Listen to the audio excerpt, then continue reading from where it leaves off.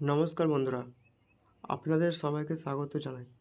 আজকের এই ভিডিওতে যুবশক্তি প্রকল্প নিয়ে একটি গুরুত্বপূর্ণ আপডেট জানাবো। যারা যুবশক্তি প্রকল্পের আবেদন করেছেন বা করতে যাবেন তাদের জন্য একটি বড় খবর।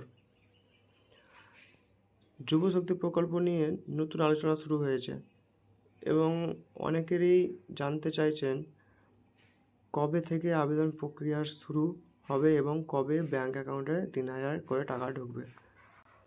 সরকারি সূত্রে জানা যাচ্ছে যে আবেদনকারীদের তথ্য যাচাইয়ের কাজ চলছে। যাদের সমস্ত তথ্য সঠিকভাবে এবং প্রয়োজনীয় নথিপত্র সম্পন্ন থাকবে তারাই এই প্রকল্পের সুবিধা পেতে পারে। বিশেষ করে আধার কার্ড, ব্যাঙ্ক অ্যাকাউন্টের পাসবুক এবং মোবাইল নম্বর, তার সাথে অন্যান্য তথ্য সঠিকভাবে জমা দেওয়া অত্যন্ত গুরুত্বপূর্ণ।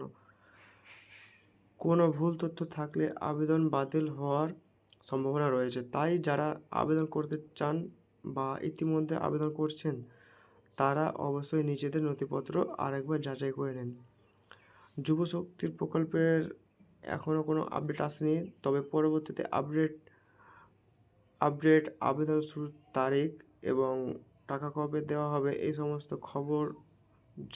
সমস্ত খবর সবার আগে পেতে আমাদের চ্যানেলটি সাবস্ক্রাইব করুন এবং বেল আইকনটি অন করে রাখুন। ভিডিওটি ভালো লাগলে একটি লাইক এবং সাবস্ক্রাইব করুন।